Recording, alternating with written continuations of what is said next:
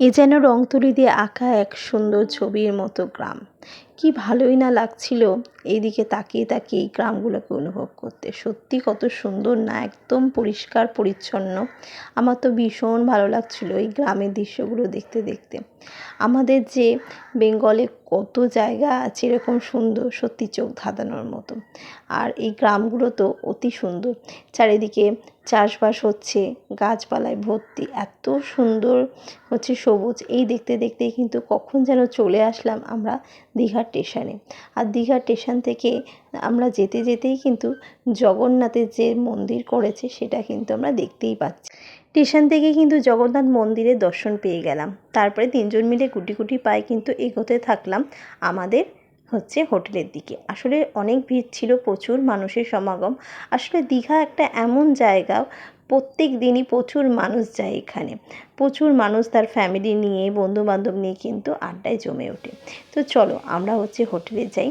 Station থেকে বেরিয়ে কিছুটা দূর গিয়ে আমরা কিন্তু একটা টোটো নিলাম, আর টোটো নিয়ে আমরা চলে আসলাম আমাদের হোটেলে। আর হোটেলে অসুবিধা ছিল যে হোটেলের মধ্যে কোনো রকম খাবার ব্যবস্থা ছিল না। গ্যাস না হওয়ার কারণে কোনো হোটেলেই এখানে প্রায় খাবারের ব্যবস্থা ছিল না। সবাইকেই কিন্তু বাইরে থেকে খাবার নিয়ে আসতে হচ্ছিল, হোটেলে নিয়ে এসে খেতে হচ্ছিল। আসলে হোটেলের মধ্যে খাবার অ্যালাউ ছিল না, তাও কিন্তু বাইরের খাবার এই সময় অ্যালাউ করছিল। আর এখানে বাবা ছেলে এসে চেঞ্জ করে খেলা শুরু করে দিয়েছিল। আর বাইরের দৃশ্যটা একটু দেখাই, জাস্ট ওয়াও, দারুণ ছিল।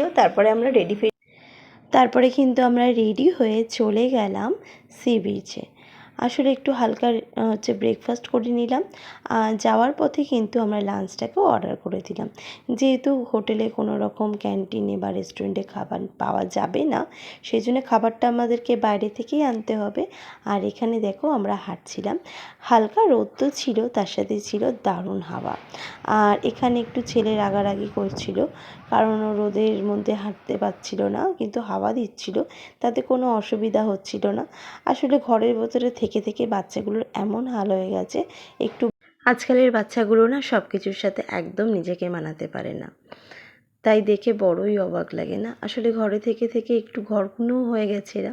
তা আজকে ভিডিওটা আমরা এখানেই শেষ করলাম। আবার চলে আসবো অন্য একটা ব্লগে। তোমাদের যদি ভিডিওটা ভালো লেগে থাকে অবশ্যই তোমরা লাইক কমেন্ট করে আমাকে জানিও। তাহলে দেখা হচ্ছে আমার নেক্সট ভিডিওতে। সবাই ভালো থেকো, টেক কেয়ার, টাটা।